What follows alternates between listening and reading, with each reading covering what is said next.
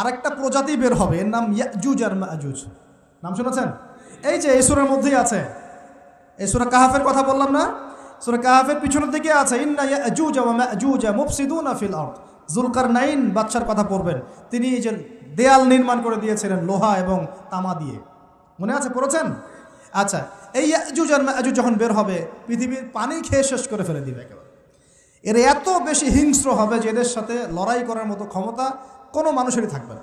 এমনকি ঈসা আলাইহিস সালামেরও নয়।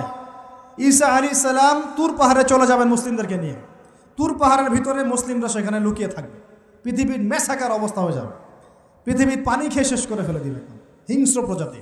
তখন ঈসা আলাইহিস সালাম আল্লাহর কাছে দোয়া করবেন, আল্লাহ এই বিভৎস জাতিকে ধ্বংস করো। আল্লাহ রাব্বুল আলামিন তখন ওই ইয়াজুজ আর মাজুজের এই কাঁধে, ঠিক কাঁধের মাঝখানে একটা ভাইরাস জন্ম দিবেন। কি জন্ম দিবেন? ওই যে বলি না মহামারীর ভাইরাস, অমুক ভাইরাস তমুক ভাইরাস, এই ভাইরাস আরও সামনে আছে বাকি এখন। ওই ভাইরাসে, ওই পোকায়, ওই ব্যাকটেরিয়া বা যেটাই হোক আল্লাহ পাক যাই দিবেন, এতে করে ইয়াজুজ আর মাজুজের পুরো প্রজাতি ধপধপ ধপধপ করে মারা যাবে। মানে এটা ছোঁয়াচে রোগ হবে। কি রোগ হবে? ছোঁয়াচে। ঠিক যেমন আমরা একটু করোনা দেখলাম না, একজন থেকে আরেকজন, একজন থেকে আরেকজন, এরকম জিনিস চলবে আরও বিশ্বে। আর এখনকার নতুন রিসার্চ হচ্ছে ওই সাইবেরিয়া অঞ্চলের যে বরফগুলো আছে না, ওর নিচে এই 1 লাখ বছর, 1.5 লাখ বছর, 2 লাখ বছর আগের ভাইরাসগুলো নতুন করে জায়গা শুরু করেছে এখন। হ্যাঁ, এগুলো বিজ্ঞানীরা বলছেন যে এগুলো আবার কোন দিন জানি পৃথিবীতে আত্মপ্রকাশ করা শুরু হয়। সব কিছুই ঘটবে। বিশ্বটার খুব রহস্য আছে, বিশ্বটার অনেক রহস্য আছে। আল্লাহ পাক এগুলো খেলার ছলে সৃষ্টি করেন নাই, পরীক্ষা। লিয়াবলুয়াকুম আইয়ুকুম আহসানু আমালা, আল্লাহ পাক বলেছেন। এরপরে ইয়াজুজ আর মাজুজের সব প্রজাতি মারা যাবে। নবীজি বলছেন জমিনে কোনো জায়গায় ফাঁকা থাকবে না, সমস্ত জায়গাতেই ওদের দেহ পড়ে থাকবে। আল্লাহু আকবার। এরপরে ঈসা আলাইহিস সালাম আল্লাহকে বলবেন, আল্লাহ জমিনটাকে পবিত্র করে দাও। আল্লাহ পাক কী করবেন জানেন? বড় বড় নখরওয়ালা, বড় বড় নখ আছে, নখ দেখেছেন? বড় বড় বড় বড় নখওয়ালা একটা স্পেশাল প্রজাতির পাখি আল্লাহ পাঠাবেন। কি পাঠাবেন? পাখি। এটা কোন পাখি, কি নাম আমরা জানি না, মহাবিশ্বের কোন জায়গা থেকে আসবে তাও জানি না, পৃথিবীতে আসে কিনা তাও জানি না, আল্লাহ পাঠাবেন। আবাবিল, তয়রন আবাবিল যখন আল্লাহ পাখি পাঠিয়েছিলেন না, ও আরসালা আলাইহিম তয়রন আবাবিল, আসলে ওই পাখির নাম কিন্তু আবাবিল না, আবাবিল মানে হচ্ছে ঝাঁকে ঝাঁকে। তো ওই পাখি কি আর দেখা গেছে? ওই রকম করে পাথর কেউ নিক্ষেপ করেছে? আর ঠিক এরকম করে এই এক শ্রেণীর পাখি আল্লাহ পাঠাবেন যাদের নখগুলো খুব বড় বড় হবে, বিশাল বিশাল নখ। এই নখগুলো দিয়ে তারা দেহগুলোকে উঠাবে, উঠিয়ে নিয়ে কোথায় যে ফেলে দিবে আল্লাহ ভালো জানে। সুবহানাল্লাহ, আল্লাহু আকবার। আল্লাহ পাক বিশ্বে কত কি বাকি রেখেছেন এখন। এরপরে আল্লাহ পাক কী করবেন জানেন? আল্লাহ পাক বৃষ্টি বর্ষণ করবেন। এত বেশি বৃষ্টি হবে, এত বৃষ্টি হবে, জমিন ধুয়ে পরিষ্কার হয়ে যাবে। হাদিসে আসছে জমিন একদম চকচক করবে, জমিনটা পরিষ্কার হয়ে চকচক করতে থাকবে। এরপরে কারণ ওই ভাইরাস তো ধুইতে হবে না, ভাইরাসকে ধুয়ে সাফ করতে হবে। তারপরে ঈসা আলাইহিস সালামের সময়ে বলা হচ্ছে, তার সময়ে একটা ডালিম দেখেছেন কি না? আনার ডালিম, এই ডালিমের যে খোসা হয় না, এই ডালিমের খোসার নিচে একটা পুরো পরিবার আশ্রয় নিতে পারবে। কি বুঝলেন? এত বড় বড় ফল হবে, এত বরকত হবে জমিনের মধ্যে। কখন বরকত হয়? যখন একটা জনপদের অধিবাসীরা আল্লাহর সামনে আত্মসমর্পণ করে, তখন আল্লাহ বরকত দেন। আমরা কি আত্মসমর্পণ করছি? এই জন্যই তো অর্থনৈতিক মন্দা চলছে। এমনি নাকি? সুদ খাচ্ছেন, দিব্যি ঘুষ খাচ্ছেন, দুর্নীতি করছেন, জেনা করছেন, মানুষের সম্পদ আত্মসাৎ করছেন, মাপে কম দিচ্ছেন, আবার নামাজও পড়ছেন, মাশাআল্লাহ। তো বরকত কোত্থেকে আসবে? তো বরকত কখন আসে? যখন একটা কওম আল্লাহর সামনে সম্পূর্ণ আত্মসমর্পণ করে। একটা ডালিম হবে, এটা রূপকথা নয়, এগুলা গাল গল্প বলছি না। এই প্রতিটা কথা আল্লাহ পাকের ওহী থেকে আসছে, এর একটা কথা মিথ্যা হবে না ইনশাআল্লাহ তাআলা। বিশ্ববাসীরা দেখবে একটা ডালিমের নিচে একটা পরিবার আশ্রয় নিতে পারবে। এত স্পেসিফিকলি বলা হয়েছে হাদিসগুলোতে। নবী সাল্লাল্লাহু আলাইহি ওয়াসাল্লাম বলেছেন যে 10 জন ঘোড়সাওয়ার, কয়জন ঘোড়সাওয়ার?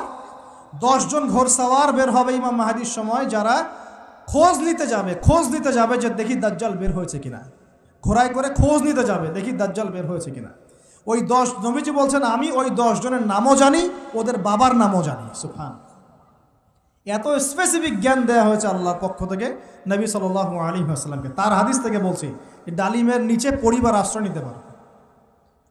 তো অনেকে হয়তো হাসবে, কি বলে একটু উল্টা পাল্টা কথা, তাই না? নাস্তিকরা মনে করতে পারে যে হাসবে, আরে হাহারি এক দিয়ে রেখে দেবে। এখন মানুষ ফেসবুকের মতো চিন্তা করে, ফেসবুকের মতো হাসে, ফেসবুকের মতো কাঁদে, মানুষ এখন রোবটিক হয়ে গেছে, ঠিক আছে? আচ্ছা, তো এরপর কি? এরপরে বরকতের এই সময়টা শেষ হয়ে যাবে কখন? যখন মানুষ আবার সেই জেনা, পাপ, শিরিক, কুফর এগুলোতে লিপ্ত হবে। আল্লাহ রসুল বলছেন এমন একটা মানুষও বাকি থাকবে না, একটা মানুষও না যে খালি লা ইলাহা ইল্লাল্লাহ কালিমাটা পড়তে জানে, এমন একটা মানুষও বাকি থাকবে না। বলেন নাউজুবিল্লাহ। ওরা হবে এই পৃথিবীর সবচেয়ে নিকৃষ্ট মানুষ। ওদের চেয়ে নিকৃষ্ট কোনো মানুষ এই পৃথিবীতে হবে না। এখনও কি এরকম সময় আসে নাই? এখন কি লা ইলাহা ইল্লাল্লাহ আছে না? পূর্ণাঙ্গ প্রয়োগটা নাই, কিন্তু কালিমা তো আছে কি না? তখন নবীজি বলছেন এমন একটা যুগ আসবে যে লা ইলাহা ইল্লাল্লাহ বলার মতো একটা মানুষ খুঁজে পাওয়া যাবে না। আর মানুষ রাস্তাঘাটে কুকুরের মতো জেনা করবে। রাস্তাঘাটে কুকুর যেমন সঙ্গম করে না রাস্তাঘাটে, ওই রকম করে মানুষ রাস্তাঘাটে জেনা করবে। ওই সময়ে আল্লাহ রাব্বুল আলামিন পশ্চিম দিক থেকে সূর্য উঠাবেন। কোন দিক থেকে? সূর্য সত্যি সত্যি পশ্চিম দিকে উঠবে। পৃথিবী একদিকে ঘুরছে না এখন? কে জানে আল্লাহ পাক পৃথিবীর ঘূর্ণন থামিয়ে উল্টা দিকে ঘোরাতে পারেন না? অবশ্যই পারেন। আল্লাহ পাকের জন্য এটা খালি বলা কুন ফায়াকুন, হও হয়ে যাও, ব্যাস। পুরো বিশ্বের বড় বড় ডিপার্টমেন্টগুলো কারা নিয়ন্ত্রণ করছে? আমরা নিয়ন্ত্রণ করছি? জি না। এমনকি খ্রিস্টানরাও নিয়ন্ত্রণ করছে না, বরং ওরাই নিয়ন্ত্রণ করছে। আপনাকে গভীরে ঢুকতে হবে তো। তার মানে সে আত্মপ্রকাশ না করলেও তার অনুসারীরা তো মাশাআল্লাহ শক্তিশালী হয়ে গেছে কি না? তার মানে সময় কাছে না দূরে?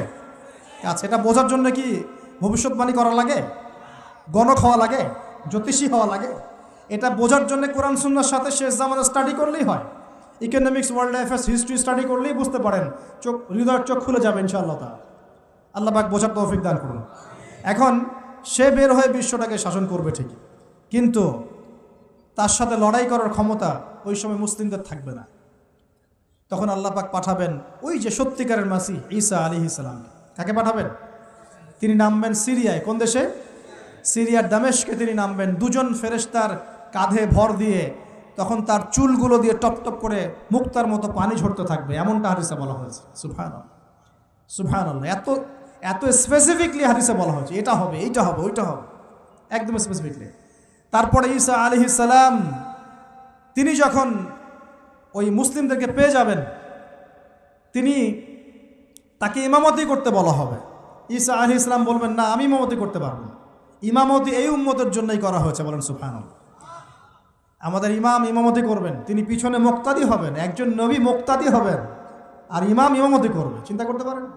এরপর নামাজ শেষ হওয়ার পরে বলবেন তিনি, দরজা খুলে দাও, দরজা খুলে দাও। এটার ব্যাখ্যা আমার কাছে মনে হয় হয়তোবা তখন অবরোধ থাকবে, অবরোধটাকে তিনি ভেঙে দিতে বলবেন হয়তোবা, আল্লাহ ভালো জানেন। কারণ দরজা খুলে দাও এর ব্যাখ্যা কী হতে পারে? কিসের দরজা খুলে দাও? কিসের বাঁধন খুলে দাও? নিশ্চয় একটা বাঁধনে মুসলিমদেরকে বেঁধে ফেলা হবে।